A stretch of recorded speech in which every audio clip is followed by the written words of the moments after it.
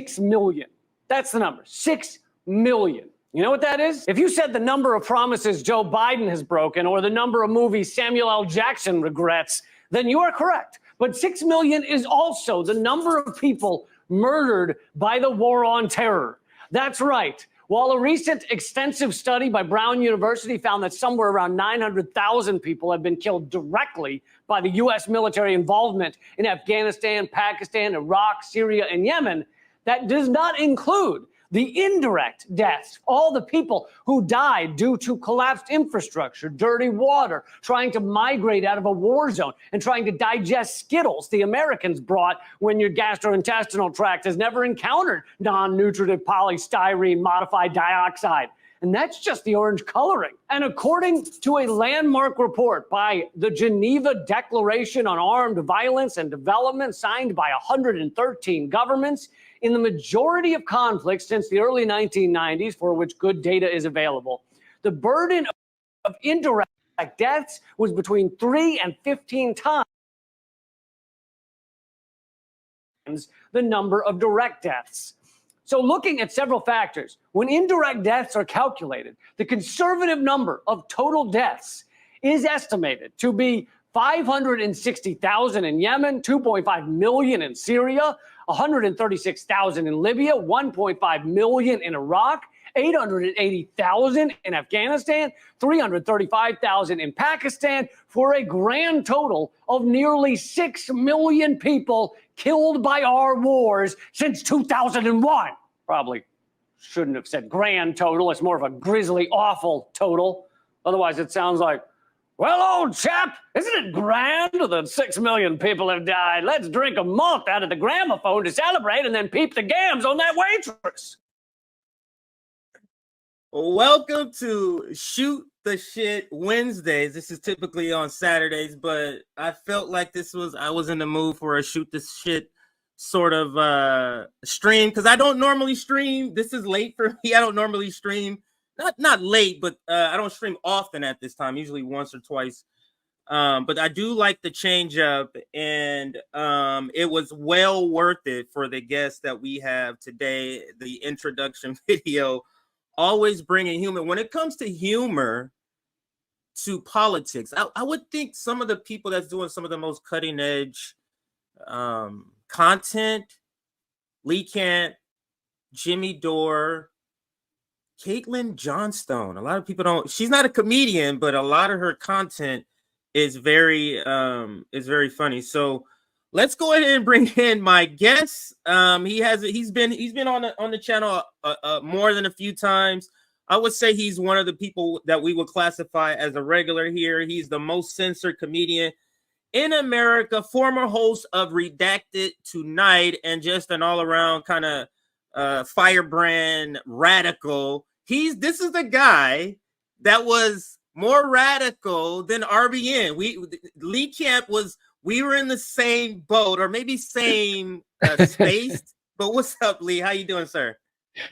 Hey, man, good to see you. Yeah, thanks for showing a clip back when my hair was thicker. I appreciate that. That's good. We were.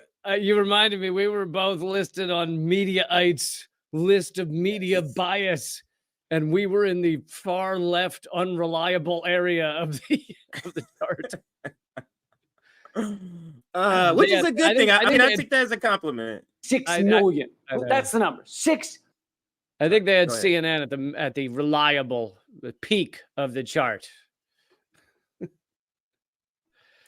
I do. I know this is an oldie but a goodie that this video that you have, but it is always good to revisit it, and I do want to revisit this astounding number just quickly as an introduction to sort of get us warmed up. And I found the article that's sort of attached, or that you were speaking about in the video, and I got to be honest with you, like, I knew the number, but you know how if you haven't heard about it in a long time, It's like, wow, it's still surprising to you. But what do you say, just revisiting this video content? Why did you repost it? And you know, why do you feel the need to like always kind of retell the story, or at least put it back into people's memory lane again. Yeah, I mean, I've mentioned this number so much. I've brought it into other videos and things like that. I think that video you showed, though, was the first time I covered it around the time the article came out. I think by Nafiz Ahmed, and but it's not. You know, these aren't his numbers. There, the Brown University cost of war put the estimate somewhere between 4.5 million and 6 million.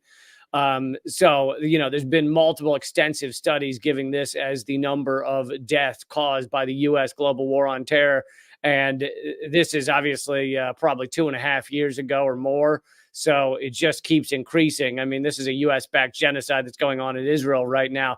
But, you know, this does highlight such important numbers. People don't.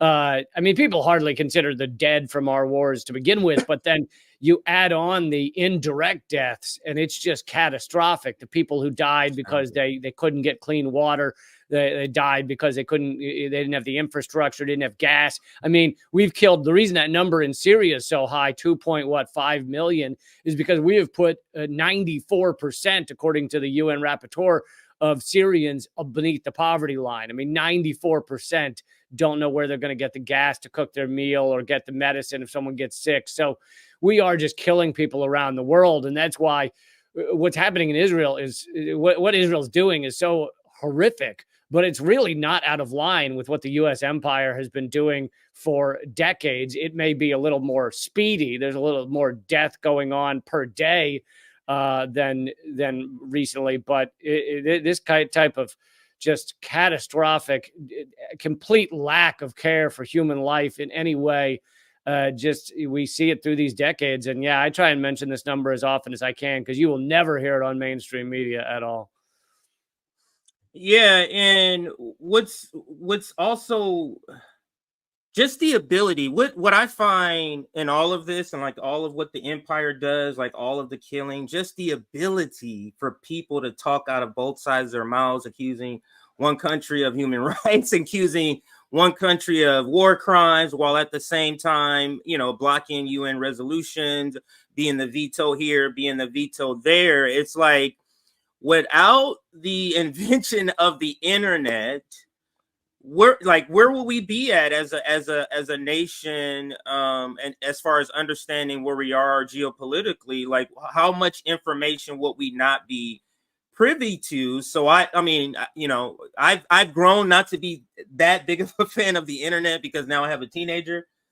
But this is one of the things for me that is an unintended consequence by capitalists, but it's an absolutely gold mine for us as a world to have the ability to exchange this information, just peer-to-peer information like this, like what you're saying. Like, we would never know if not for the internet and not for things like that. So just wanted to speak on that. If you had any other closing words on that, and then we can move on. Well, and that's why you and I and so many others are so suppressed. I mean, luckily we still have shows somewhere, but you know, the show you just showed, Redacted Tonight, was closed by U.S. sanctions a couple of years ago.